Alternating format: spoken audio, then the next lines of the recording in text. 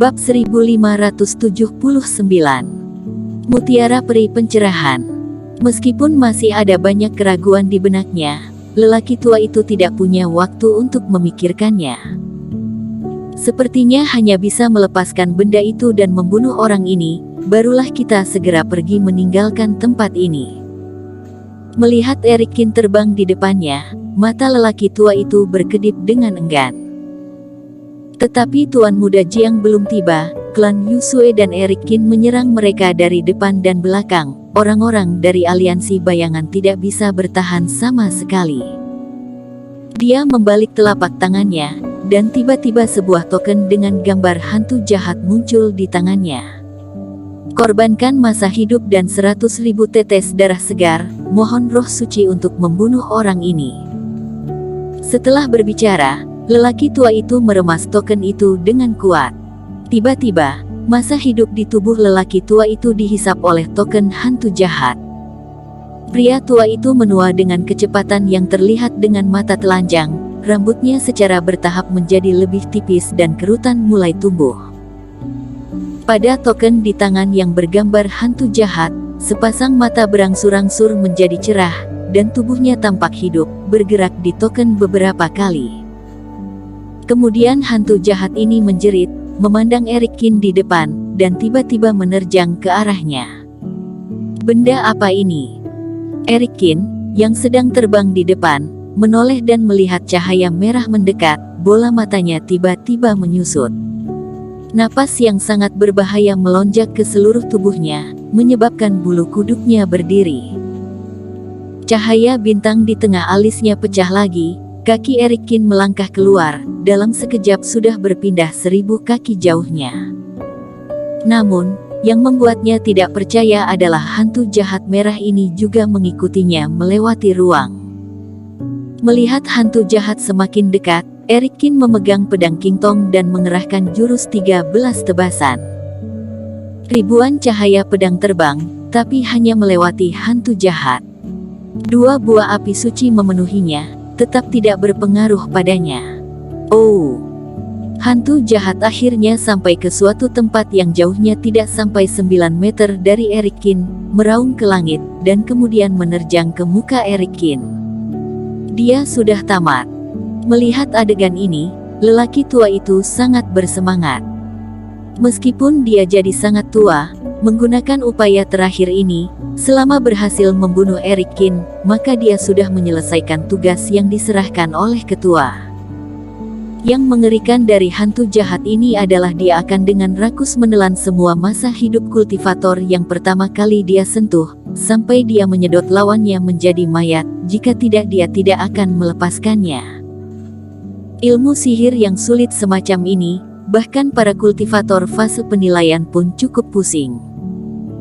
Dan saat ini Erikin terjerat oleh hantu jahat, kemungkinan hanya dalam beberapa tarikan napas, dia akan mati mengenaskan di sini. Boom!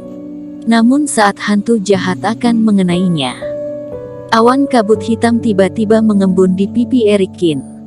Itu adalah Sky Eater.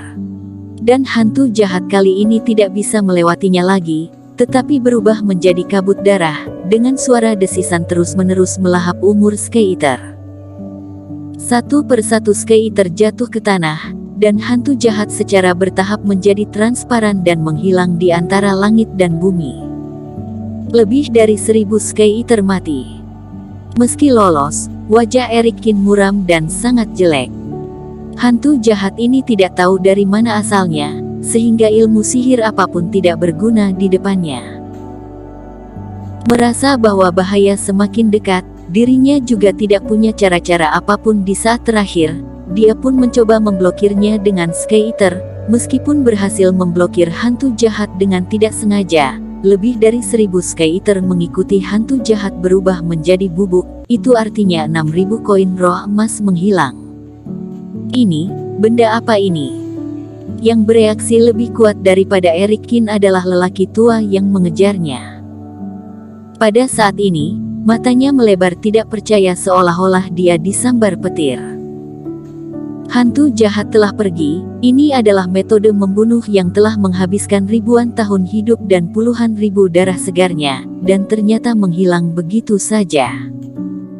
Di saat Erikin sudah akan mati, tetapi sesuatu yang hitam dan gelap justru menghalangi hantu jahat ini. Harus diketahui bahwa hantu jahat ini dapat diperintahkan olehnya untuk hanya menyerang Erikin. Dengan kata lain, kecuali benda-benda dengan nafas Erikin, dia tidak akan peduli dengan makhluk lain, tetapi pada akhirnya Erikin malah tidak terluka sama sekali. Yang lebih terpana adalah 5 orang yang mengikuti lelaki tua itu masuk. Mereka tahu betapa mengerikannya token hantu jahat, tetapi tidak disangka Erikin bahkan dapat memblokirnya. Untuk apa kalian panik? Kalian berlima serang dia bersama-sama. Bahkan jika dia memblokir roh suci, dia pasti sangat lemah sekarang. Pria tua itu berteriak pada beberapa orang itu. Pada saat ini, masa hidupnya sangat terkuras dan lemah. Dia hanya bisa mengandalkan orang-orang ini untuk membunuh Erikin. Namun, orang-orang ini baru tersadar dan ketika mereka sedang mengumpulkan Reiki, Erikin tidak memberi mereka kesempatan untuk bertindak terlebih dahulu. Tangannya meraih lalu Reiki tiba-tiba berkumpul dan membentuk busur hitam. 99 panah Reiki mengembun dan tiba-tiba melesat keluar, menembus kekosongan, seperti kematian yang menakutkan menembak ke arah mereka. Di bawah tanah, susah untuk menghindar, kelimanya langsung menggunakan metode spiritual untuk melawan. Namun yang membuat kelima orang tersebut ngeri adalah sebagian besar anak panah Reiki hancur oleh mantra yang mereka pancarkan, namun anak panah hitam yang tercampur dalam anak panah ilmu sihir berubah bentuk dan melompat ke arah tubuh mereka. Terdengar suara jeritan. Kabut hitam ini menghancurkan kepala mereka dan menutupi wajah mereka, menyebabkan kelima orang itu berteriak. Ini bukan panah. Ini serangga beracun, dan terus menyusup ke dalam tubuhku.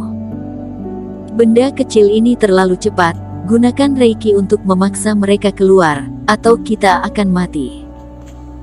Jeritan mengenaskan terus berlanjut, dan kelima orang itu terkena panah hitam, langsung merasakan beberapa serangga beracun menggigiti tubuh mereka. Kelimanya berteriak dan mundur, sambil menjalankan Reiki mereka untuk mengusir Sky Eater. Setelah itu, serangga beracun ini dihentakkan keluar badan oleh Reiki mereka, tetapi tubuh mereka telah dipenuhi dengan lubang darah dan bekas luka. Erikin mengulurkan tangannya, Sky Eater ini terbang dan melayang di hadapannya lagi. Dengan serangan ini, Erikin dengan cepat menjauhkan diri dari orang-orang di belakangnya. Erikin, semuanya sudah beres. Pada saat ini, Erikin mendengar suara Peli Wu, dia tersenyum pelan. Tampaknya Peli Wu sudah berhasil mengambil tempat penyembunyian barang dewa besar. Sudah waktunya untuk pergi. Pembagian kerja antara keduanya adalah bahwa Erikin menunda aliansi bayangan dan menggunakan klan Yusui untuk membuat mereka saling membunuh, sementara Peli Wu mengambil kesempatan untuk membuka formasi. Sekarang setelah semuanya selesai, tidak perlu bermain-main dengan mereka lagi. Melihat kelima orang itu menerjang lagi tanpa peduli pada luka di badan, Erikin langsung meledakkan jimat peledak yang sebelumnya ditempatkan di kedua sisi lorong. Di tengah suara gemuruh, bumi seolah-olah memicu gelombang besar, seluruh daratan pecah, gunung-gunung terguncang dan rubuh. Sebuah lubang besar tiba-tiba muncul, Reiki yang ganas meluap kemana-mana, sehingga Penatua dan yang lainnya yang mengejar mereka semua buru-buru menopang perisai Reiki dan berlindung untuk sementara waktu. Dan pemandangan di bumi ini tiba-tiba menjadi luas. Bola mata lelaki tua itu menyusut, dia tiba-tiba melihat bahwa Erikin terbang ke sisi formasi Reiki. Yang membuat jantungnya berdegup lebih kencang adalah 7 permata yang melayang di tangan wanita yang berdiri di sampingnya. Permata ini bertekstur murni, di dalamnya penuh dengan gumpalan asap berwarna-warni, terus-menerus berenang di dalamnya bagaikan ular kecil. Dan setiap kali berbelok, pola yang terbentuk, Jika diperhatikan lebih dekat, ternyata memiliki rasa misterius langit dan bumi. Ini adalah mutiara peri pencerahan, bahkan ini adalah 7 butir mutiara peri pencerahan.